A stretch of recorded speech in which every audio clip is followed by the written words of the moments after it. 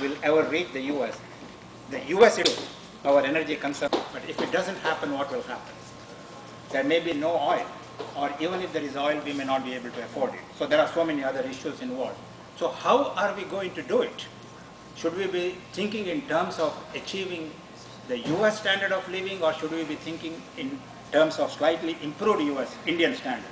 So in other words, India should not be thinking of going on increasing the GDP, but really going to the villages and how to improve that one with the minimum.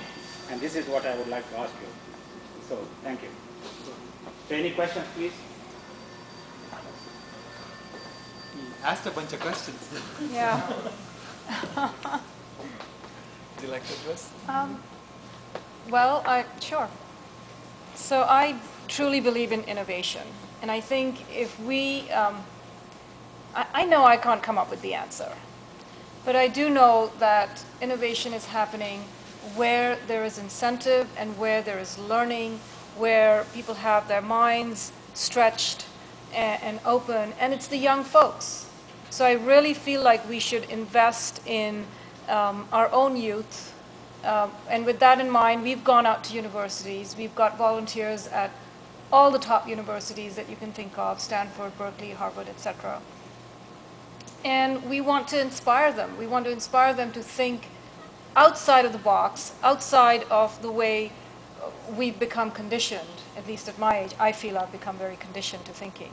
And it's got to come from somebody and some body of thinking that is not thinking the way the older generation is, conditioned to think. So it has to come from outside of that, because the need is so great. The need is, it's a matter of scale, right? If I took 10 lights to India, the effort to take those 10 lights would far outweigh the benefit. So it has to be at a scale. Driving cars. Carbon emissions from cars was never an issue when we were a 1 car per household society. It really became an issue when we became a 3 car per household society. So it's all about scale, and I think it's about thinking outside the box.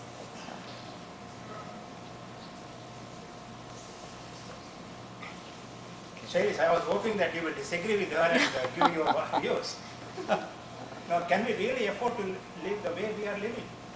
Yeah, it's a very interesting point you brought up. Basically, as far as innovation is concerned, I do believe that we have the capacity to continue to do more and more with less and less energy when it comes to material resources. You see that in the semiconductor field.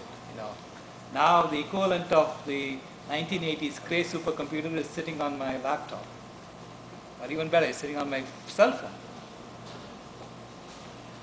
So that's true for material resources, but it's not true for life.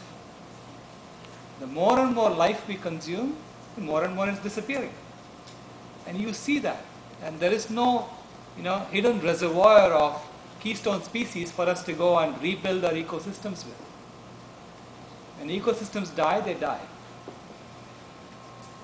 That's our main Achilles heel as a civilization.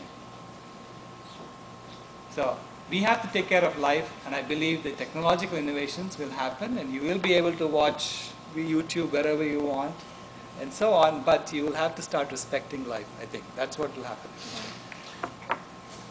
Yeah. I'd like to say, first of all, that our house is very dark. We walk through our house bumping into the wall, so we are economical for our house. But I wanted to see, in the video that showed electricity being regenerated in those lamps, the solar lamps, just like, its own plug coming in. Can that same approach work in villages where you were replacing, all of a sudden they were storing the cooking devices because they wanted to cook at night? Could that same generation project work with the villages if you're continuing to work with solar devices? Correct. So that's in a solar light, the energy is stored in an electric battery. Right. It's a battery. It's stored as electrical energy. Right. But there is a conversion inefficiency when you do that. So the conversion efficiency of a solar panel is maybe 15%, when the best solar panels now commercially available. And to cook something, say to cook roti, you need a kilowatt of energy. And if you have to cook for an hour, it's 1 kilowatt hour of energy. And an electrical battery that stores 1 kilowatt hour of energy itself costs $300 to begin with. And then you have to put the panel that will store that energy, you know, and so the expense becomes very huge. Whereas what we are trying to do is to store it in sand. Store the energy as heat in sand. And when you do that, the efficiency of our conversion is very high. You know, we get 80%, 70% efficiency for the conversion. And sand doesn't cost so much. And you can even dig it out of the ground there and stick it in if you want. And it doesn't ever. Correct. And you have all the other problems that comes with batteries. Yeah. My question is that in the field of energy consumption, we are focusing, it seems to me, more in Africa and in India and the underdeveloped world. Should the focus be on the developed world to reduce what they are doing rather than to impede the growth long term? In the developing world, I agree that while they are primitive in using kerosene oil, the harm done in the energy field by kerosene oil is no less than the harm being done in power generation in the Western world. So how much focus is being placed on the developed world, so to say, in curbing the consumption of energy? Okay. It's really, it needs to be a global solution. We need to look at it with a global lens and also have different solutions for developed communities versus rural communities. So is there something happening here? There's a lot of focus on solar and on alternative renewable energies in both solar and water that I'm aware of. Yes, it's the question is of adoption, education, awareness, you know, the standard issues, yeah. If I may interrupt, Mr. Sharma, I think you asked a very, very pertinent question. And if instead of these people, if we had the congressman over there, they would have disagreed with you because I asked that very question because he was lecturing in terms of why India should really be more concerned about carbon dioxide. These people can. No. To answer your question, there is very little done. In this World Energy Outlook, yes, the US is going to, or the OECD country is going to reduce the oil consumption by 6 million barrels per day. But most of it is coming because that they are switching over to gas and other things.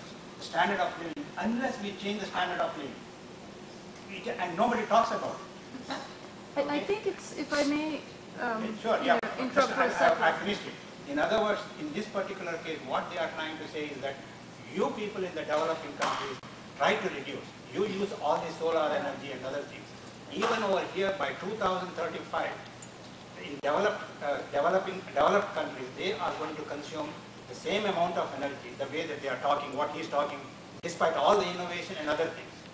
Okay, because we started to discuss this thing in 1973, soon after the first oil, and nothing has happened. Can I interrupt really quickly at this point? We have an expert in this room who's trying to raise his hand but not very successfully. This is Dr. Gould. He's not on the agenda. He's not a speaker. He's one of my colleagues at work at Kaiser Permanente. He is the national authority on global warming, climate change. He is the president of an organization known as Physicians for Social Responsibility. He is very passionate about his work, and I would love to have you guys listen to a few words of this. Please.